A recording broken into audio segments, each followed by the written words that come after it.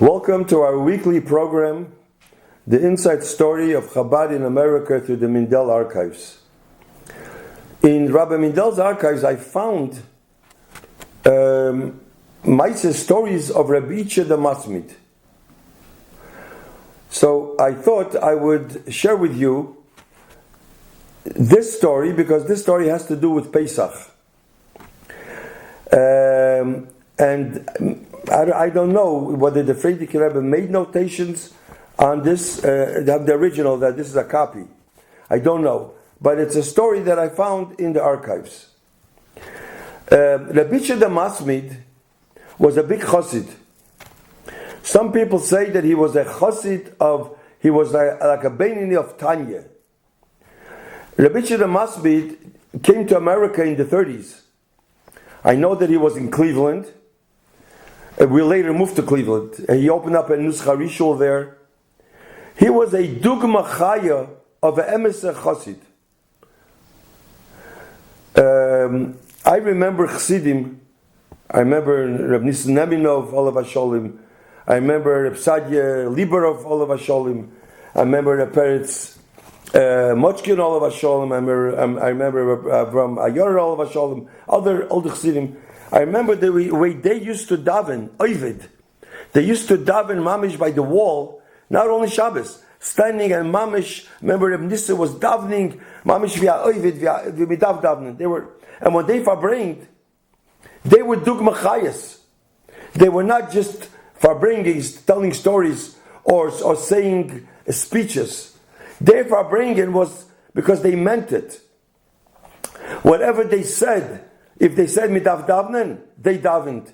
So people who heard the farbringen, they took it upon themselves. They thought that they can hear what a person who is a dugma chaya speaks, or when they farbring and whatever they said, the chassidishkeit, whatever they said, hat me genommen, because they were emes chassidim. I remember my zayde also, as I mentioned once a few times. That Rabbi Mindel Shver, the Frierdiker Rebbe, told him, "Du hast gesucht dem emes, you searched for the truth, you found the emes, you found the truth, and you lived with the truth."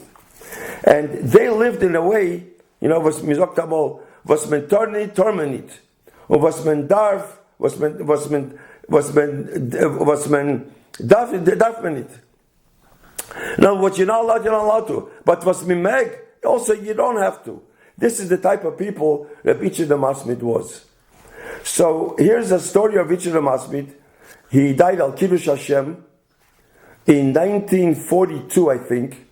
He was in a shul together with Rabbi Yudel Eber and Rabbi Chatzke Fegin, and they saw from the window that the Nazis are surrounding the shul.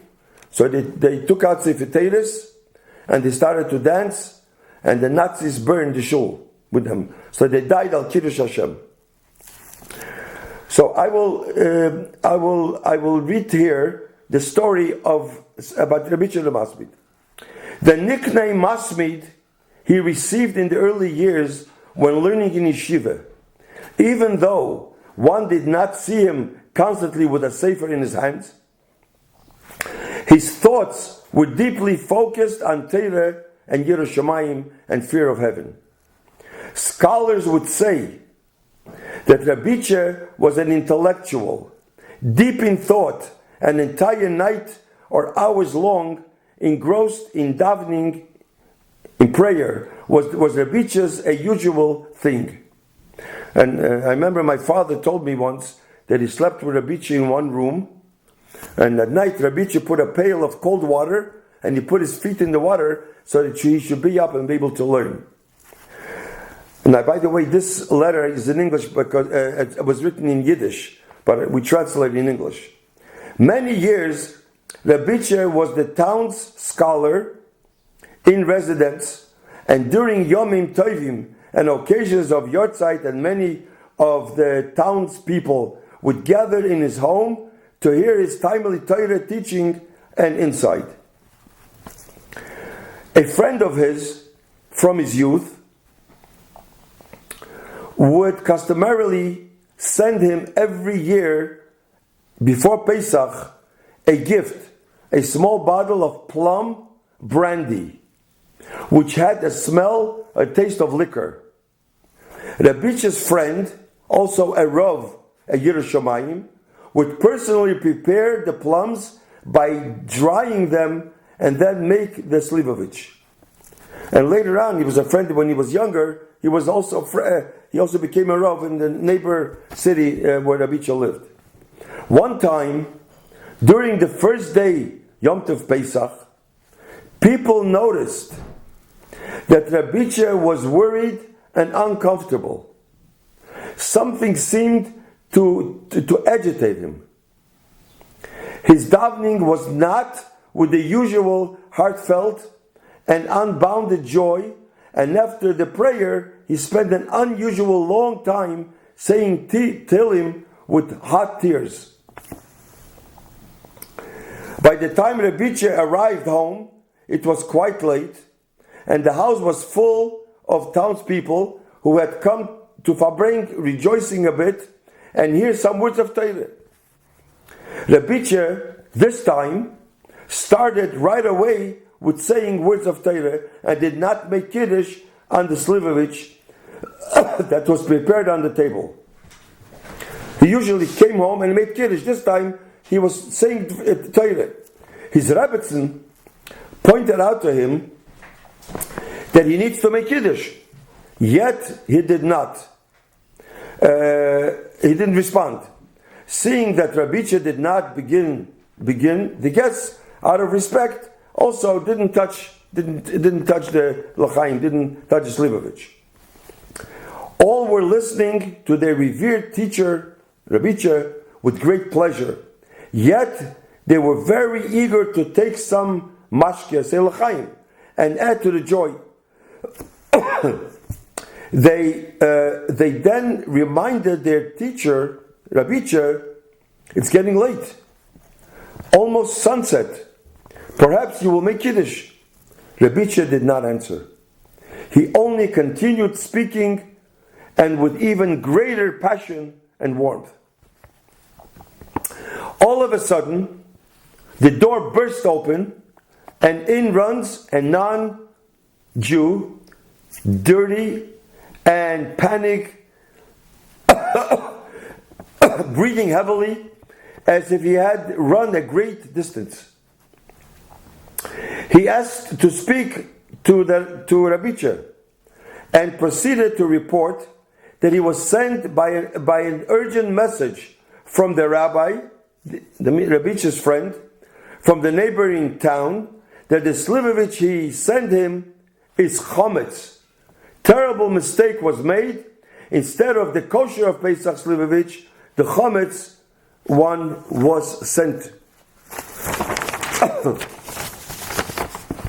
Rabbi promptly fainted when he heard these words. As soon as they revived him, he started to sing and lively tune and to dance, thanking Hashem for helping him and protecting him from having consumed chometz on Pesach.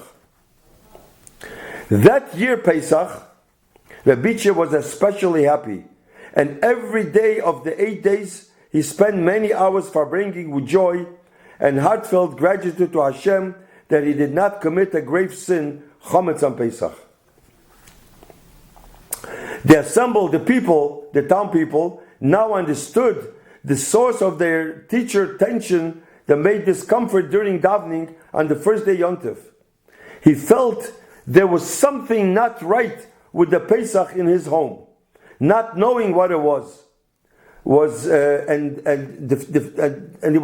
was discomfort, and seeing that the Rav was so careful and stringent with every detail of keeping away from chometz from heaven, they did not let him make kiddush on the chometz. Le'yunit tzaddik oloven, the tzaddik will not come to sin. Now the people understood what happened, and from then on, every year the parents used to tell the children this story of Pesach. Now we know that Rabbi he was very careful in not eating matzah on Pesach. He only ate the kazayis matzah that he had to. But the whole Pesach, he didn't eat matzah because matzah is the biggest chashash of chometz. This reminds me, I think there was a Maisa once with the Shmuel Munkes. He was a chassid of the Alter Rebbe. That once he had a farbringen, people come together and a meal, and the waiter bought a whole pot of chicken and meat, and usually the waiter put it on the table. This time, Reb Shmuel Munkes says, "No, I want to have it. I want to hold it." So he took the whole chicken and meat, and he was dancing with it for a long time until the chicken and meat fell on the floor, and then they found out that meat was a mistake and it was treif. Leyunet tzaddik olovin. A tzaddik, the Eibusher doesn't let a tzaddik do a sin. Now, since ve'amich kulam tzaddikim, we're all tzaddikim, the Rebbe says we should open our eyes, and if we're real Yerushalayim, as we spoke a few programs before, there was asked, can anybody have Ruach HaKodesh? The Rebbe says yes. If we really open our eyes, we can see more than we can see and regular. And we can see mamish the way the Rebbe says to us, open our eyes. So now I want to wish you, we should all have a kosher and freilich Pesach. Kosher, we have to say kosher because Pesach is b'mashahu. So you need a bracha. You don't see a kosher sukkis, you don't see a kosher shvuos. See a kosher, a freilich Pesach. Because Pesach, you still need a bracha that should be kosher.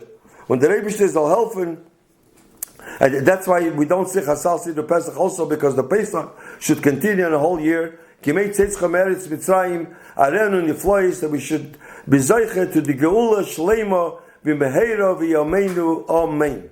A kosher and a freilich Pesach.